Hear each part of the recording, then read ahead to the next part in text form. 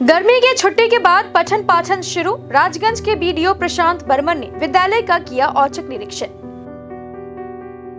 Rajganj block के BDO प्रशांत बर्मन ने फिर औचक निरीक्षण शुरू किया है। दरअसल सोमवार से स्कूलों में पठन पाठन शुरू हो गया है, जिस वजह से मंगलवार को बीडीओ प्रशांत बर्मन ने विद्यालय निरीक्षण सज्जाद हुसैन के साथ राजगंज के पानीकोरी ग्राम पंचायत के नेकटा गच स्पेशल कैडर प्राथमिक विद्यालय के निरीक्षण पर पहुंचे। इस दौरान उन्होंने देखा कि विद्यालय में 4 शिक्षक थे, लेकिन छात्रों की उपस्थिति काफी कम थी। विद्यालय में 76 विद्यार्थियों में से मात्र 14 उपस्थित थे। बीडीओ प्रशांत बर्मन इस स्थिति से नाखुश दिखे। बीडीओ ने तत्काल विद्यालय प्रबंधन समिति को अभिभावकों के साथ बैठक कर पठन पाठन की गुणवत्ता में सुधार लाने का निर्देश दिया। বললেন আমাদের যা ভুল ত্রুটি আছে সেগুলো উনি আমাদের দেখিয়ে দিলেন। আমাদেরও কিছু খামতি আছে, সেগুলো আমরা ভবিষ্যতে যাতে এই খামতিগুলো না থাকে সেগুলোকে আমরা যথেষ্টভাবে চেষ্টা করব ইমপ্রুভ করার জন্য। এবং বাচ্চাদের অ্যাটেন্ডেন্সের ব্যাপার যেটা আছে সেটার ব্যাপারে আমরা গার্জিয়ানদের আগেও বাড়িতে গিয়ে বলে এসেছি, কিন্তু তবুও এখানকার গার্জিয়ানরা যেহেতু খুবই দিনমজুর প্রকৃতির স্টুডেন্টরাই আমাদের গার্জিয়ানদের বাড়ির স্টুডেন্টরাই আমাদের স্কুলে প্রেজেন্ট থাকে, তো বেশিরভাগ গার্জিয়ানরাই বলে যে আমরা তো সকালে কাজে চলে যাই, বাচ্চাদের অনেকেই স্কুলে আসে না। আমরা চেষ্টা করছি গার্জিয়ানদের, উনি বললেন যে গার্জিয়ানদের নিয়ে মিটিং করতে, আমরা করে থাকি। তো উনি বললেন যে এরপর পরবর্তীতে মিটিং করলে ওনাদের কল করতে, ওনারা আসবেন। আমরা বলে যতটুকু ইমপ্রুভ হয়েছে আশা করি ওনারা বললে আরও ইমপ্রুভ হবে। স্টুডেন্ট অ্যাকচুয়ালি আমাদের রেজিস্টার হয়েছে 76, আজকে প্রেজেন্ট আছে 14 জন। পঠন পাঠন আমরা আমাদের তরফ থেকে যথেষ্ট চেষ্টা করছি। আমরা 4 জন শিক্ষক এবং 3 জন শিক্ষক এবং 1 জন শিক্ষিকা, টোটাল 4 জন আছি। 4 জন মিলে আমাদের যেহেতু ক্লাসরুমের একটু অসুবিধা আছে, আমাদের ক্লাসরুমে দুটো ছিল, দুটোর মধ্যে আমাদের পুরনো একটা ঘর ছিল, এটা নষ্ট হওয়ার জন্য আমরা 2টো রুমের মধ্যেই ভাগ করে পড়াচ্ছি। যেদিন স্টুডেন্ট কম আসে আমরা একটা রুমের মধ্যেই ভাগ করে পড়াই, প্রত্যেকে অল্টারনেট করে প্রত্যেক টিচার গিয়ে পড়াচ্ছি। স্কুলে অ্যাকচুয়ালি আমাদের স্কুল 3 তারিখে খুলেছিল অফিসিয়ালি, তখন স্টুডেন্ট 10 তারিখ থেকে আসবে। আমরা 4 তারিখে একবার লেবার নিয়ে স্কুলটা পরিষ্কার করে নিয়ে আবার আমরা গতকাল আবার যেহেতু এসে দেখছি যে 3 তারিখ থেকে 10 তারিখে যে 1 সপ্তাহের ডিফারেন্স, তাতে আরও ঝড় বৃষ্টিতে আরও একটু নোংরা হয়ে গেছে। আমরা আবার গতকাল নতুন করে আবার পরিষ্কার করানো হয়েছে। তো করানোর ফলেই কী হয়েছে, লেবাররা খেতে গেছে, আজকেও পরিষ্কার করছে, যেগুলো কেটে বাইরে জঙ্গল টঙ্গল রাখছে ওগুলো ওরা খেতে গেছে, লাঞ্চের পরে এসে হয়তো ওগুলো পরিষ্কার করে দেবে।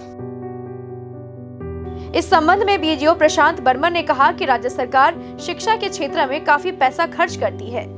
इसके साथ ही सुदूर गांवों के गरीब परिवारों के बच्चों के लिए शिक्षा पाने का एकमात्र जरिया प्राथमिक विद्यालय है। विद्यालय की यह उदासीनता स्वीकार्य नहीं है। उन्होंने कहा कि कुछ महीने पहले जब वे विद्यालय का दौरा किए थे, उस समय अभिभावकों ने स्कूल की पढ़ाई को लेकर शिकायत की थी, इसीलिए वे दोबारा विद्यालय के निरीक्षण पर पहुंचे थे। विद्यालय में छात्रों की उपस्थिति काफी कम थी, इसीलिए इस स्थिति को बदलने के लिए स्कूल प्रबंधन समिति और अभिभावकों के साथ तत्काल बैठक करने का आदेश दिया गया है। আমি এর আগেও এই ন্যাংটাগঞ্জ প্রাথমিক বিদ্যালয়ে এসেছিলাম এবং তখনও এখানকার যারা অভিভাবক ছিলেন আমাকে কমপ্লেন তুলে দিয়েছিলেন।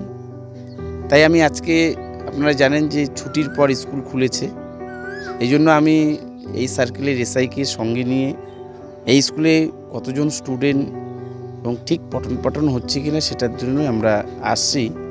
তাই আমরা আশা করছি যে স্কুল এডুকেশন ডিপার্টমেন্ট এবং অ্যাডমিনিস্ট্রেটিভ ডিপার্টমেন্ট আমরা যৌথ উদ্যোগে যে স্কুলগুলোতে যারা বাচ্চারা পড়াশোনা করছে, এবং আপনারা অলরেডি দেখেছেন যে রাজগঞ্জ ব্লকে যে মাধ্যমিক বা উচ্চ মাধ্যমিকের রেজাল্ট, সেটা দেখে আমাদের একটু অবাক হওয়ারই কথা। কারণ অন্য গ্রামীণ এরিয়াগুলো যেভাবে ডেভেলপমেন্ট হয়েছে রেজাল্টের দিক থেকে, সেই দিক দিয়ে আমাদের রাজগঞ্জ ব্লক অনেকটাই পিছিয়ে আছে।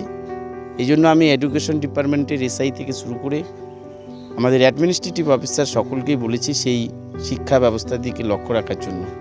তার জন্য আমরা সার্ভিস ভিজিট শুরু করেছি, মিড ডে মিল থেকে শুরু করে স্কুলের পঠন পাঠন থেকে শুরু করে, এবং আমাদের শিক্ষা ব্যবস্থায় যেন কোনো রকম খামতি না থাকে। আপনারা জানেন, কারণ শিক্ষা খাতে সরকার প্রচুর টাকা দিচ্ছে, সেই সব টাকাগুলো যেন সঠিক খাতে এবং বাচ্চাদের পিছনে খরচ হয়, সেগুলো লক্ষ্য করার জন্য আমরা ছুটে আসছি। আমি এসে দেখলাম স্কুলে উপস্থিতির ছাত্র উপস্থিতির হার খুবই কম, যেটা দায়িত্বপ্রাপ্ত টিচারের সঙ্গে কথা বলে বুঝতে পেলাম তিনি বললেন যে 76 স্টুডেন্ট আছে, কিন্তু আজকে 14 জন প্রেজেন্ট আছে। কেন আছে আমি বলেছি মাস্টারমশাই যে বাড়ি বাড়ি সার্ভে করার এবং অভিভাবক মিটিং করবার জন্য আমি বলেছি, এবং এসআই সাহেব আমার সঙ্গে আছেন।